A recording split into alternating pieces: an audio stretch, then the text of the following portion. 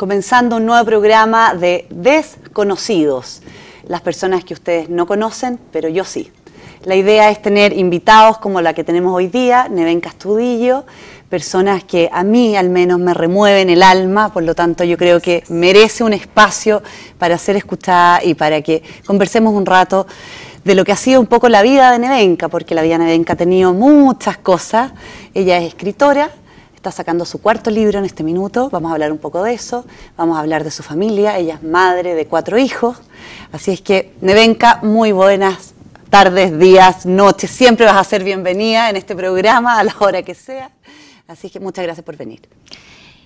Muchas gracias, agradecida de esta invitación, yo feliz y contenta vengo a contar de mis libros, de mi historia y a compartir un rato contigo, que es lo más agradable que me toca vivir. Me encanta tu invitación, muchas gracias. Pero qué bueno, pues Nevenka, qué bueno. Contémosle un poco a la gente de dónde eres, dónde naciste, porque eso habla mucho también de la conexión que pasa después en tu vida. Bueno, yo soy nortina, yo nací en Taltal, en la segunda región, es un pueblo al sur de la segunda región, es un pueblo de origen salitrero, plagado de casas de pino oregón, con una historia preciosa de nostalgia y con unos atardeceres maravillosos. Tanto que ese encuadre es lo que forja en mí el deseo de escribir. Me convierte en poeta sí o sí el atardecer nortino, ese atardecer costero. Sí, es un pueblo muy humilde, es pescador y pirquenero, es un pueblo que no tiene grandes avances, pero que dentro de lo pintoresco que es, tiene su magia, una magia bien interesante. ¿Dónde estudiaste para ser profesora de castellano? Que así se llamaba en mi época, sí, no sé cómo se llama ahora se llama de lenguaje, sí. Ya. Porque tú eres profesora de educación media de lenguaje. Sí, soy profesora de castellano oficialmente, como tú decías. Estudié en la Universidad de Tarapacá en Arica, donde estaban mis abuelos, se habían trasladado después de la época de la... Hay mucha migración en el norte, la gente va yendo de un lado a otro, había Puerto Libre, se había declarado Puerto Libre y Iquique, así que parte de mi familia migró a Arica, a Iquique, y yo me traslado a estudiar allá para estar más cerca de... Y allá entonces estudiaste para hacer, o sea, pedagogía en...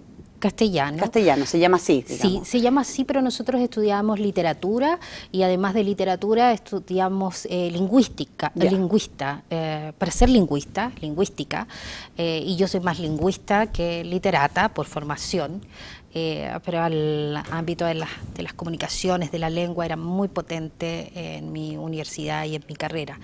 Y eso potencia estas ganas enormes de escribir, me imagino.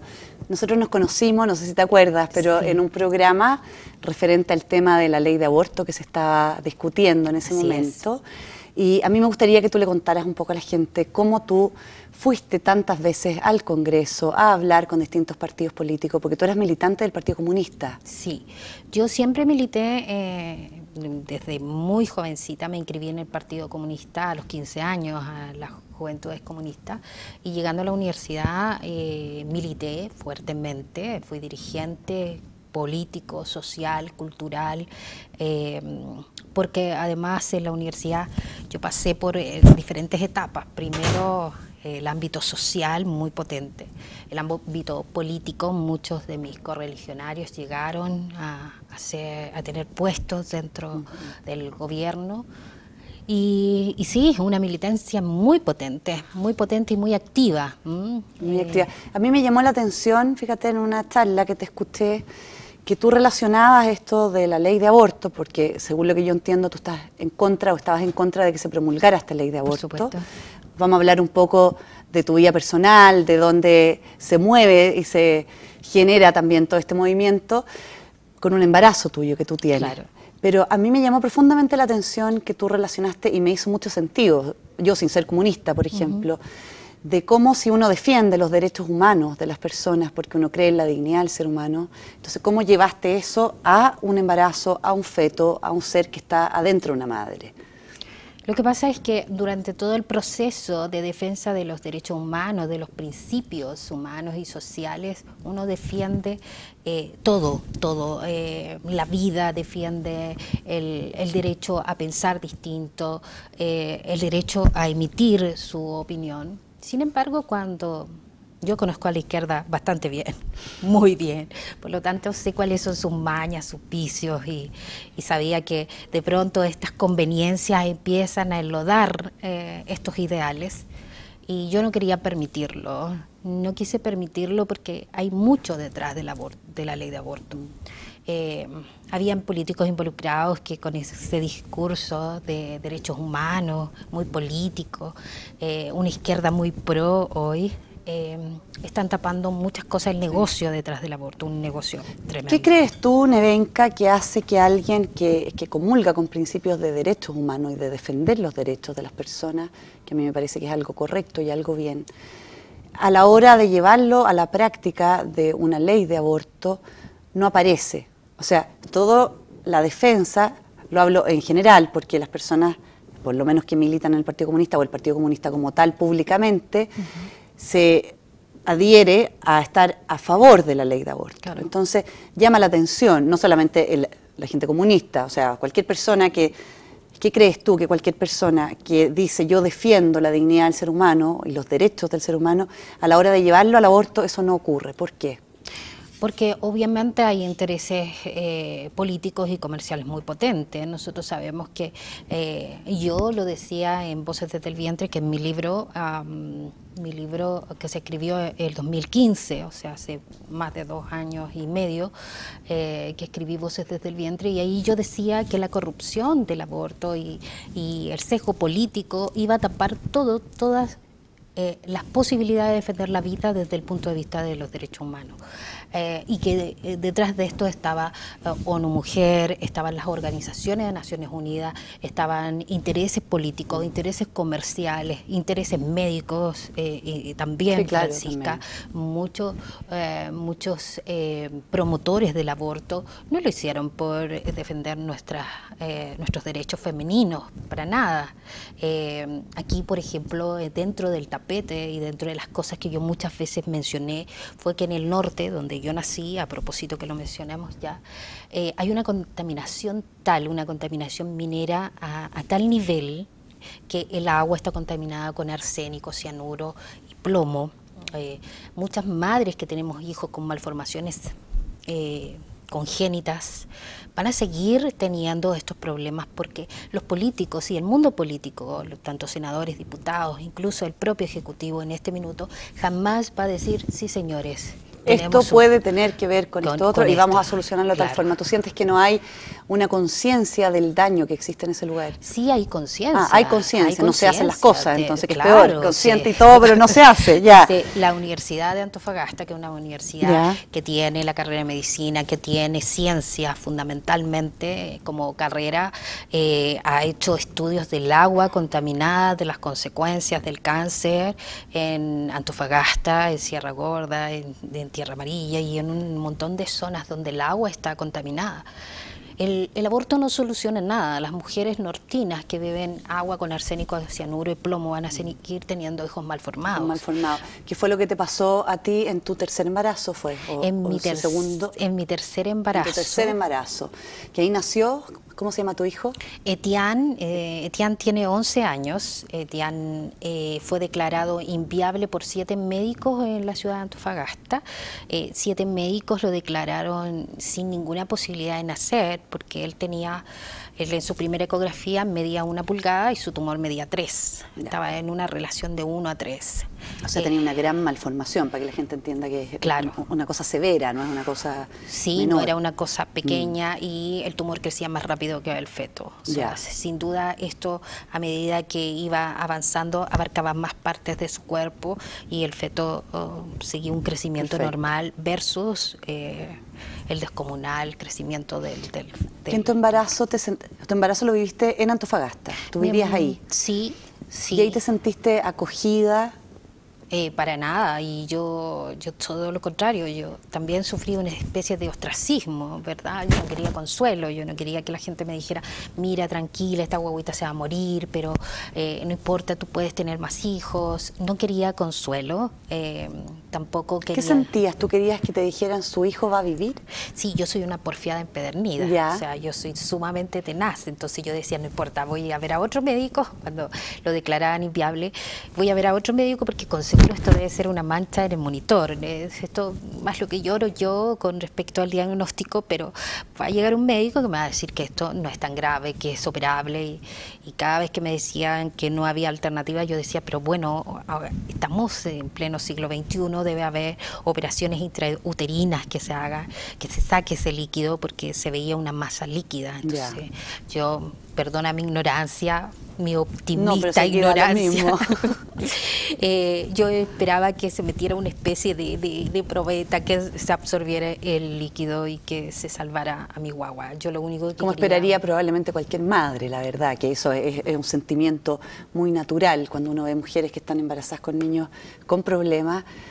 Existe toda una etapa de negación primero, por supuesto, no, esto no es así, y después ya cuando se asume, viene, ahora quiero que se mejore, o sea, ya, ok, asumo que está enfermo, pero ahora quiero entonces que me lo sanen. Claro. Eso es Opérelo. normal del ser humano. Claro, me decían sin duda que no iba a sobrevivir, primero que no iba a llegar a término, o sea, nunca se esperó que él llegara a tener 38 semanas en el vientre. 38 semanas llegó a tener. Llegó ¿Cuánto a tener. pesó tu hijo cuando nació con todos estos tumores? 5 kilos 600. Fue cesárea, me imagino. Fue cesárea, lo trajo al mundo el doctor Fritz, que es adorable, yo lo adoro, amo al doctor. ¿De Antofagasta? Es de Antofagasta. Vamos a mandarle saludos entonces al doctor Fritz. Un besito grande al doctor Fritz, y también él me deriva a veces pacientes, mujeres que están en la misma situación que yo, porque, insisto, esto es muy común en el norte, las guaguas con malformación son muchas, y a veces para consolar, para acompañar, él me deriva a algunas pacientes que me contactan a través de correo. ¿Qué crees tú, Nevenka? Yo soy ginecóloga, yo veo pacientes embarazadas y a veces los médicos no tenemos muy claro ni qué decir ni qué hacer con pacientes así. ¿Qué crees tú que viviste siendo madre con un niño enfermo que no sabes si va a vivir o no va a vivir? Porque finalmente vivió, ¿no es cierto? Tiene 11 años hoy día, está fantástico, yo lo conocí la otra vez, maravilloso, tu hijo precioso, encantador además. Muy guapo. Sí. Guapo. Ha tenido que pasar por cirugía, 21. Sí, 21 cirugías, que no es menor, digamos, sí. También, ya no cualquier madre ni cualquier padre, porque aquí hay que también incorporar al papá de este niño, ¿cierto? Pero yo te pregunto, bien profundo en el fondo, ¿qué espera una mujer que está viviendo eso que le digan? ¿Qué quiere esa mujer? Más que le digan, ¿qué espera? ¿Qué le suma? Porque muchas veces, no solo los médicos, puede ser la hermana, la tía, la prima, que por tratar de acoger, por tratar de hacer algo bueno o decir algo positivo, termina diciendo algo infinitamente más negativo y que genera mucho dolor. ¿Qué dirías tú cuando tú te acuerdas de este dolor que viviste? ¿Qué habría sido lo ideal? Lo ideal es que hubiese más doctoras Valdivieso y doctor Fritz. A mí me tocó personalmente que como yo soy muy tenaz, muy porfiada, me tocó la rudeza de un médico tratando de hacerle entender a esta madre que no quería entender que su hijo iba a morir, que no quería resignarse. Me tocó que cada vez fuera más lapidario el diagnóstico. O sea, mamá, esto es evidencia médica. ¿Cómo se lo explico? Con manzanas. O sea, era muy... No vamos a hablar de milagros, mamá. Me tocó mucho eso, resistir. Creo que hubo muy poco de humano, tal vez en reacción a la porfía, ¿verdad? Mía. Sin embargo, yo esperaba escuchar lo que dijo el doctor Fritz. ¿Qué dijo el doctor Fritz? Me interesa, porque lo encuentro muy rescatable, porque dijo, Nevenka, paso a paso, vamos a ganar un día, todos los días va a ser una lucha constante, o sea, de no poner en riesgo esta guatita, y no vas a comprar calcetines ni cuna, porque no voy a tenerte haciendo este luto de más. Entonces Etienne no tenía cuna, no tenía ropa, no tenía nada, todo lo contrario. Yo había buscado un lugar soleado donde enterrarlo en mi pueblo. Hoy me voy a emocionar, yo voy a pedir disculpas, pero... No, pero es que es emocionante, o sea, por favor. No. Sí, había pedido un lugar soleado para él. Tenía 2 horas, entonces con mi esposo estuvimos ahí esperando esas 2 horas, esas tremendas 2 horas. Que eran ¿Esas 2 horas fueron las horas del parto? O sea, cuando nació. Claro, después del parto se supone que era lo que podía él durar en la condición. Los médicos dijeron que iba a colapsar su sistema, sus pulmones, que él no iba a poder sobrevivir y posiblemente eso iba a ser el tiempo que íbamos a tener con Etienne. El doctor Fritz no esperaba más sobrevivencia de Etienne. El doctor Fritz nunca me dijo que él iba a sobrevivir. Fue una tremenda sorpresa para todos. Para todos. O sea, no se trata de mentirle al paciente ni decir lo que el médico no piensa, se trata de empatizar con él, de vivir el dolor probablemente, de decir, sí, yo sé que estás sufriendo, que esto te duele, a mí también, porque también soy ser humano y también estoy aquí. Sí, él acompañó y además hizo todo lo que yo quería, porque en el fondo yo le decía, doctor, él trabaja con el equipo de estudiantes de medicina de la universidad allá. Entonces, él acompañó este embarazo, pero además me acompañaban todos sus estudiantes de pronto. Pero mandó a otros países, a Alemania, a Europa, mandó las ecografías de Etienne para que alguien dijera que a lo mejor podía haber alguna alternativa de casos como él. Y definitivamente me dijo, Nevenka, no hay ningún antecedente, porque todos los guaguas que llegan, que tienen este diagnóstico son abortadas afuera. Pero estamos en Chile. Estamos en Chile y aquí vamos a acompañar a esta guagua hasta el final, hasta lo que llegue, día a día, un día ganado. Me hizo los exámenes genéticos, también yo quería saber, porque los médicos para desanimarme me decían, pero mamá, esta guagua, ¿por qué te prendas de esta guagua si viene posiblemente con un síndrome de retardo mental, vienen muy mal? O sea, acompañan estas malformaciones, deficiencia, retardo mental, va a ser una planta. Entonces yo le decía al doctor Fritz, yo quiero saber si definitivamente esta guagua va a ser así, eso no va a cambiar nada, pero yo quiero saber. Y él me hizo esas punciones para sacar el líquido. Genética, de estudio genético y todo.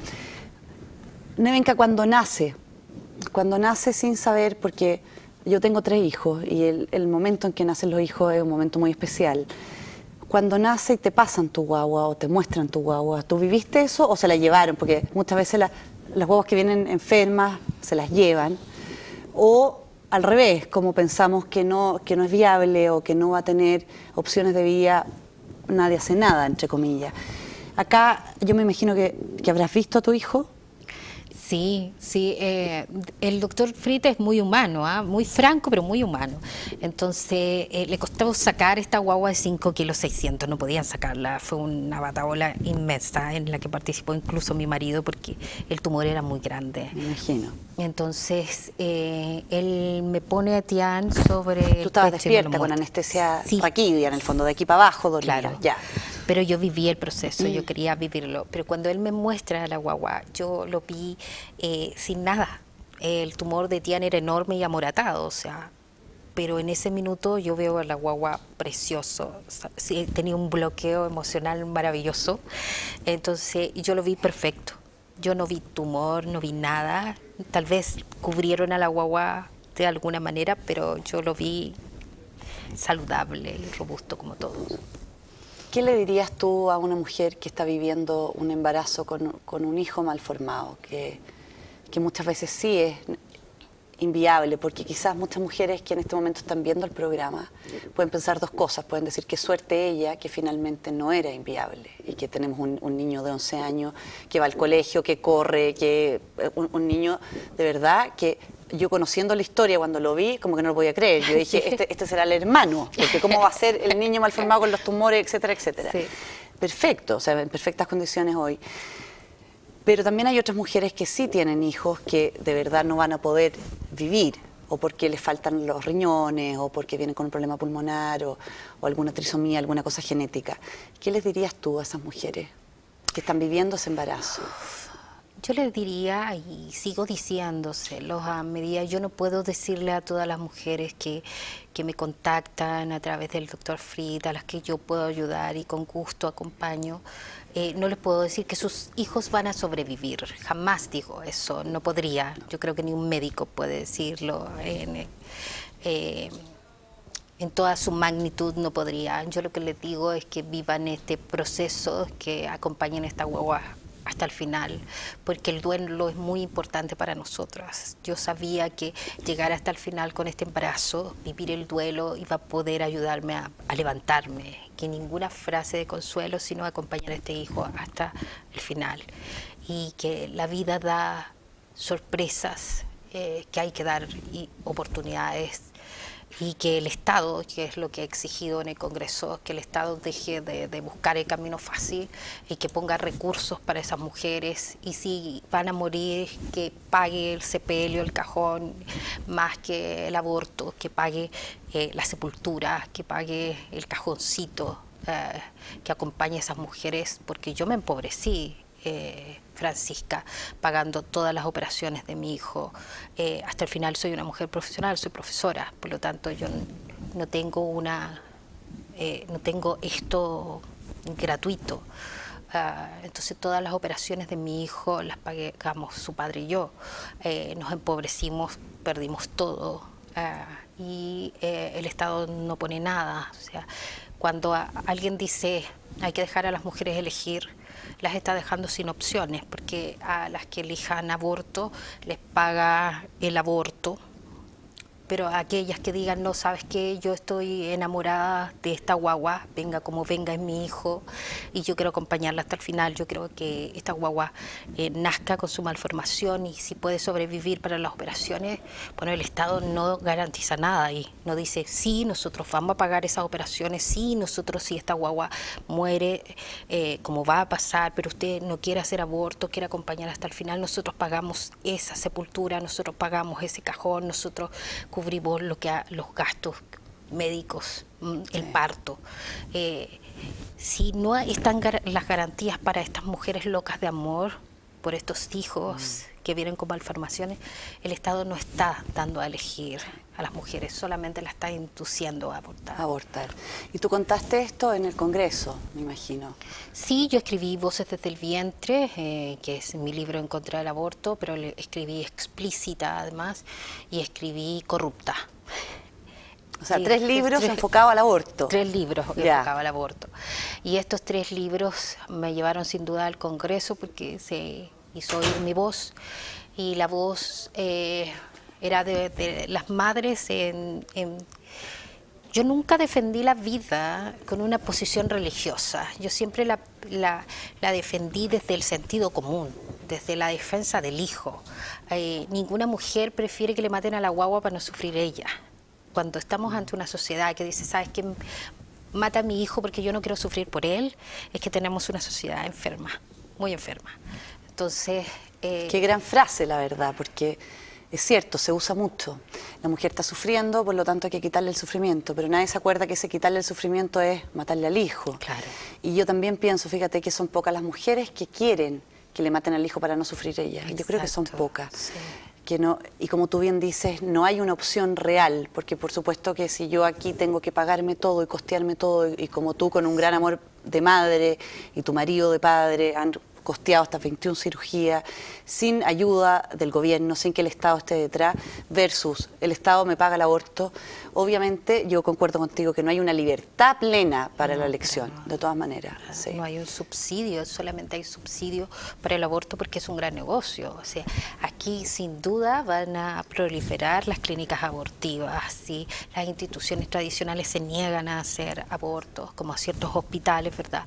Y ciertas clínicas van a proliferar igual, y el Estado lo va a pagar con nuestros impuestos, lo que nos hace cómplice a todos del asesinato de hijos en el vientre.